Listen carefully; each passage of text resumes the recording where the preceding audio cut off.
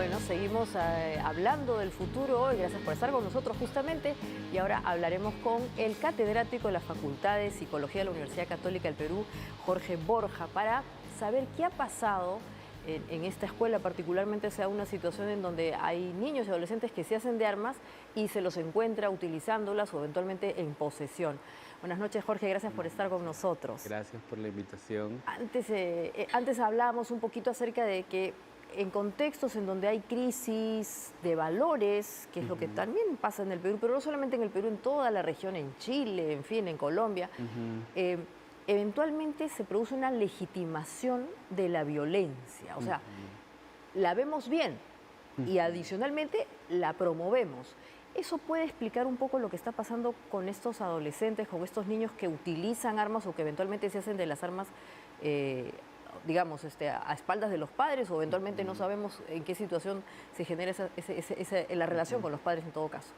Claro, como dices, normalmente vivimos expuestos ante una sociedad donde la violencia actualmente está reconocida como algo positivo, ¿no? Es decir, manifestar conductas violentas normalmente nos puede dar una situación de poder. Entonces, podemos ver también que en esta sociedad, culturalmente, estamos expuestas a diferentes situaciones de violencia, y es por ende también que los adolescentes, pues muchas veces desde este aprendizaje vicario pueden traducir estas experiencias, estas conductas relacionadas, ¿no?, a componentes o a factores de riesgo relacionados a una conducta violenta. Exactamente. Y entonces, como tú bien indicas, a veces la violencia se relaciona con poder y eventualmente tiene una percepción increíblemente positiva, ¿no? O sea, de ahí la legitimidad. ¿Qué rol debemos cumplir entonces los que tenemos a cargo a jóvenes, adolescentes, los padres y también en la escuela respecto de esta situación? ¿Cómo hacer que los adolescentes entiendan que por ahí no está la vía y aunque parezca muy atractivo, no es bueno ser violento o en todo caso no es la forma?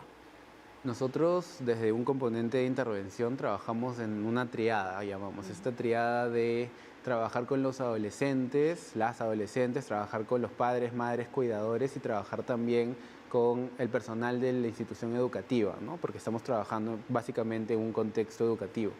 Entonces, esto es un componente integral también de una intervención, ¿no? Porque no solamente implica ir con adolescentes a decirles, no, está mal lo que es violencia, ¿no? Sino también es un trabajo en conjunto con padres, madres, cuidadores, la sociedad en general, que puedan ser promotores también de adecuadas conductas relacionadas a convivencia saludable, relacionadas a tolerancia, respeto, a la tolerancia a la diversidad. Entonces, todo esto también es un factor importante a tomar en cuenta, ¿no? Y por último, también a los docentes, ¿no? Yo creo que es un rol importante el de acompañar, el de guiar, el de no tener una mirada punitiva también a una experiencia de violencia, ¿no? Sino a un proceso de reflexión que nos pueda dar una mirada de alguna manera favorable a conductas positivas. ¿Qué significa esto? Poder reflexionar acerca de cuál es mi conducta, poder regularla y de alguna manera también poder decir, ok, yo veo esto y también comprender cuál es la conducta del otro. Entonces, para mí es básico esta mirada integral que le estamos dando.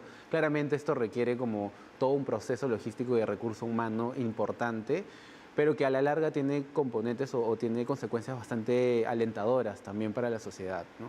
Ahora, el hecho de tener o practicar conductas violentas, en algunos casos es por imitación, en otros casos es porque se ha familiarizado o de alguna manera se ha socializado ese tema. Como sociedad, ¿qué deberíamos hacer? ¿De qué manera evitamos ser tan violentos? Porque a veces sentimos que en la sociedad hay mucha rabia, ¿no? Hay una rabia que se desborda por las redes sociales, hay una rabia que se desborda en las calles, la polarización. ¿Qué hacer con esa situación que a veces evidentemente también nos afecta a nosotros, incluso como adultos, y reaccionamos igual, bajo la misma lógica? Algo importante y qué interesante que también lo puedas señalar es la normalización que tenemos hacia la violencia. No solamente esta mirada de respeto hacia ella, sino qué tan familiarizados nos encontramos también respecto a una conducta violenta. Entonces, lo que podemos hacer como sociedad en primer lugar es darnos cuenta de cuándo es una conducta violenta y cuándo no, ¿no? El reconocimiento de esta conducta es importantísimo en un proceso de cambio de la misma. Entonces, ¿qué implica esto? Que podamos sostener, ¿ok? ¿Qué es violencia física? ¿Qué es violencia psicológica? ¿Qué es violencia sexual? ¿Qué es violencia económica? cuándo se da este tipo de violencias, en especial en adolescentes, ¿no? Y es un poco también la práctica que estamos haciendo en proponer intervenciones preventivas. ¿Qué significa esto? Poder reconocer en primera instancia cuándo estamos hablando de una conducta violenta y luego de esto poder intervenir en ella, ¿no? Entonces, es básico de alguna manera poder sostener esta información. Yo creo que el Estado está empezando, ¿no?, a gestionar sus recursos también y es algo que hemos trabajado en conjunto también la academia y el espacio público. ¿Para qué? Para poder socializar esta información y reconocerla y saber qué hacer frente a ella, ¿no? Claro. Ahora, hablando de esta normalización que tú indicas, que básicamente tiene que ver con sentimientos que pueden ser obviamente comprensibles. Hay mucha rabia, como estamos diciendo, y la rabia tiene que ver con el hecho de no poder comprender al otro, de no poder dar 3 pasos para conversar con él o escucharle. Y entonces lo que hago es simplemente agarro, pues usted, lo mismo que un golpe, un arma o eventualmente justamente una palabra. ¿Cuán importante es empezar a vigilar lo que pasa en estos espacios digitales, las redes sociales o incluso los medios de comunicación? ¿Cuánta responsabilidad tenemos también por lo que consumimos ahí y al mismo tiempo nos alimenta esta rabia? Es importante tener un cuidado al momento de socializar a nuestros adolescentes, a niños, niñas en general, hasta los mismos adultos, ¿no? ¿Cuál es la información que de alguna manera recibimos de los medios de comunicación, ¿no? Y hemos visto que hay, así como noticias fantasiosas, falsas, también podemos encontrar diversas noticias que puedan ser informativas. Yo creo que los espacios y los canales de información verídicos nos van a servir, ¿no?, para poder decir, ok, esta información yo la puedo tomar como un componente para mi propia identidad, para poder reconocer cuándo es un acto de violencia, ¿no? Pero también esto en una sociedad como en la que nos encontramos a veces es un poco más complicado. ¿Por qué? Porque pues estamos socializados en espacios donde las noticias falsas siempre están en la orden del día, ¿no? Entonces, desde nuestro rol como acompañantes, como docentes, como padres, madres, cuidadores, pues lo primordial que veo aquí es poder reconocer eso y poder acompañar, ¿no? Sin esta mirada de alguna manera tajante, punitiva, sino decir, ok, esto lo vamos a aprender en conjunto, ¿no? Yo creo que el poder tener una conducta horizontal con los adolescentes, el poder regularnos para también proponer un aprendizaje de regulación. Esa es la palabra, regularnos. Ajá, nos sirve, ¿no? ¿Nos sirve para qué? Para que los adolescentes, desde este aprendizaje vicario, ¿qué significa esto? Desde la observación, nuestros adolescentes también imitan, ¿no? Reflexionan, imitan y dicen, ok, esta conducta de alguna manera puedo replicarla o esta no, ¿no? No me siento cómodo o cómoda con ella. Entonces, eso es importante también cuando ofrecemos espacios horizontales donde nos podemos sentar y conversar y dialogar, ¿no?, uno a uno con el adolescente, pues son espacios donde hay una mayor reflexión, una mayor interiorización también de todas estas cogniciones que están presentes. ¿La violencia se contagia? O sea, si yo estoy expuesta a conductas violentas, y vamos a hablar conductas violentas directas o pasivas, ¿yo me vuelvo violento? No necesariamente estamos hablando de que nos volvemos violentos. Hay una idea o un mito de que si es que hemos recibido violencia vamos a ser violentadores, violentadoras. No necesariamente. Es por eso que nosotros evitamos de repente utilizar perfiles de ser una persona violenta o de ser una víctima, ¿no? Lo que tratamos de proponer son estos factores de riesgo o factores protectores frente a la violencia. Puede ser de que yo pueda tener conductas violentas porque las normalizo, o puede ser de que yo tenga una posición de víctima porque normalizo también esa posición. O que las premio en el peor caso. O las premio también. Entonces es importante reconocer de que no hay un estándar del ejercicio de la violencia. Lo que normalmente pasa es que empezamos a normalizar, empezamos a replicar, empezamos a repetir y de alguna manera aceptamos este tipo de conductas, ¿no? Lo importante de la información que podamos recibir acerca de la violencia está en reconocer y poder decir, no, esto es lo que yo no acepto. Un tema importantísimo aquí es el poder poner límites, ¿no? Al momento de hablar no solamente de casos de violencia física, psicológica, sino también en espacios como violencia sexual. Somos uno de los países más peligrosos para las mujeres, por ejemplo, ¿no? Somos uno de los países también que tenemos altas tasas de delincuencia juvenil. Entonces, ¿qué nos está pasando también frente a este tipo de casuísticas, ¿no? Nosotros como Estado, como sociedad, como sociedad civil en general, ¿no? ¿Qué es lo que estamos haciendo también o cómo estamos replicando este tipo de conductas? Es algo importante de sostener, ¿no? De poder reflexionar y decir, ok, cuáles son las acciones que podemos tomar a partir de ello. Y un punto importantísimo ahí es cuál es el rol y las rutas de acción que tiene no solamente el Estado, sino las instituciones educativas frente a un caso de violencia como el que hemos estado expuestos, ¿no? Entonces, ¿qué es lo que puede hacer el Estado? ¿Qué es lo que puede hacer la sociedad? ¿Qué pueden hacer los cuidadores? ¿Qué puede hacer el mismo adolescente para poder proponer espacios más saludables? Esa es una pregunta que tenemos que hacernos y que tiene respuestas realmente.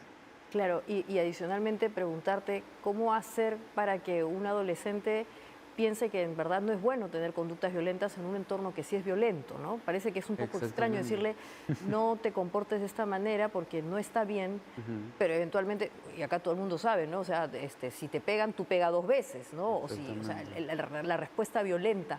¿Cómo podríamos en todo caso persuadir de una manera racional o ponderada a los hijos, a las personas que tenemos en la casa menores, de que esa no es la vía y aunque parezca una tontería, hay que ir por la otra?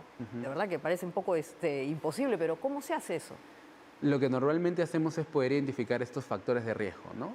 Poder identificar en un espacio donde conviven o coexisten adolescentes, por ejemplo, quiénes son las personas que los rodean, ¿no? Quiénes son las personas que los cuida, quiénes son las personas con las que normalmente socializa o convive. Entonces podemos ver que en espacios donde normalmente la violencia es el pan de cada día, es la más aceptada, este tipo de adolescentes también tienen este tipo de conductas, ya sea desde la normalización o desde replicarlo, ¿no? Entonces, ¿cuál es nuestro rol desde ahí? Pues poder reconocer este tipo de factores de riesgo y poder trabajar sobre ellos. Y es desde ahí el punto que te mencionaba un poquito más adelante respecto a la propuesta integral del trabajo con adolescentes, ¿no?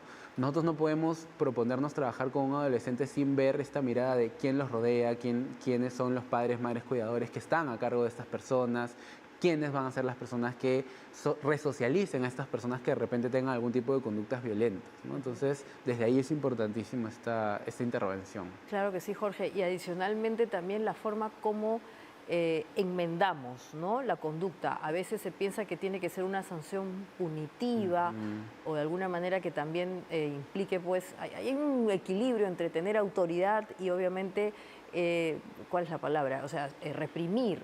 ¿Cómo llegamos a ese nivel medio para que obviamente también la persona, el niño, el adolescente entienda, pero no nos vayamos al otro extremo, ¿no?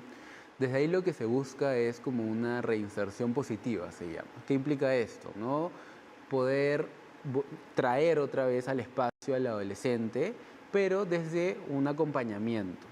Y lo que normalmente hacemos, y de repente es un error frente a una ausencia de rutas de acción, es poder dejarlo y decir, ok, no pasa nada. No, lo que necesitamos hacer es acompañar, saber cuáles son estos factores de riesgo, identificarlos y poder de alguna manera proponer al adolescente también un trabajo en conjunto, ¿no? Porque al fin y al cabo debemos quitarnos esta venda de repente de que los adolescentes son personas que siguen, ¿no?, lo que uno dice, ¿no? Los adolescentes también tienen un juicio, tienen ideales, tienen conductas y tienen reflexiones. Entonces yo creo que el trabajo desde ahí es súper importante también.